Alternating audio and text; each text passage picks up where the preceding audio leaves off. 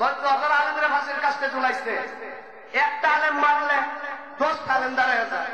আমি অনেক সময় বক্তব্যের মধ্যে বইলা থাকি, আলেমও আমার হইল বাঁশের জারের মতো, আর শেখ হাসিনা হইল বট গাছের মতো।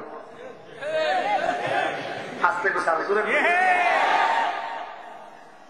বাঁশের জার দেখবেন একটা কাইচালা হালকা বাতাস একটা সিফটি ঘুরে জায়গা, কাইটে ঘুরে জায়গা এলোমেলো থাকে।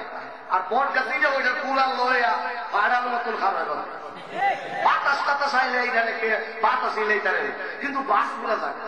একদিন বট গাছ বাসে টিটকারি করে কি বাস, তুই যে আল্লাহ গাছটা ডুল্লা তোকে এত দুর্ব, তুই আমি বট গাছের কাছে তোর মালিকে লাগাইছে, তোরে যেদিন খেলা দিন তোর কিছু থাকতো না।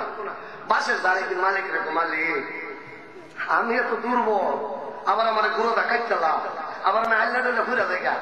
মালিক একদিন সাবধানে দিয়ে আরে বাসের যা পরে যেদিন গুঁড়াটা কাটতালাম আরো 4 জন শুই দিয়ে খালি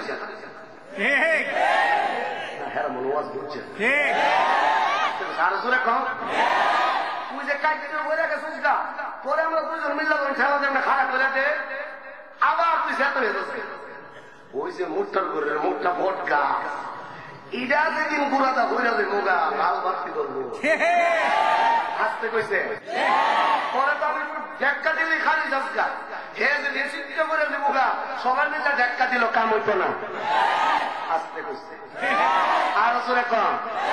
ওলামায়ে কেরাম বাঁশের জারের মতো, একটারে মারবা 10টা জীবন দিতে তৈয়ার হবে, একটা ডলে যাবে আরেকজন দাঁড় করায় দিবে। আর শেখ হাসিনা, ফেরাউন, নমরুদ এরা বট গাছের মতো, যেদিন ধাক্কাটা ধরে দেবো না এর বাপেরও শক্তি নাই এই দেশে আর ফিরে আসা।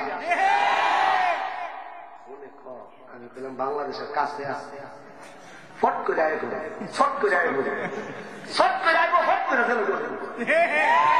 আসতে করছে। আরো জোরে কর। ইতিহাসের পাতাই নাই ফেরাউন মরছে, আরেক ফেরাউন আসছে, নমরুদ পতন হয়েছে, আরেক নমরুদ হয়েছে। কোন শহর শাসকের পতন হইলে আবার উঠতে পারে এই ইতিহাস নাই। এই বাংলার জমিনে যারা ভাবতে আছো কাউয়া কাদের আসবে, শেখ হাসিনা আসবে, তোমরা পোকার স্বর্গে বাস করতেছো, ঠিক যাবে।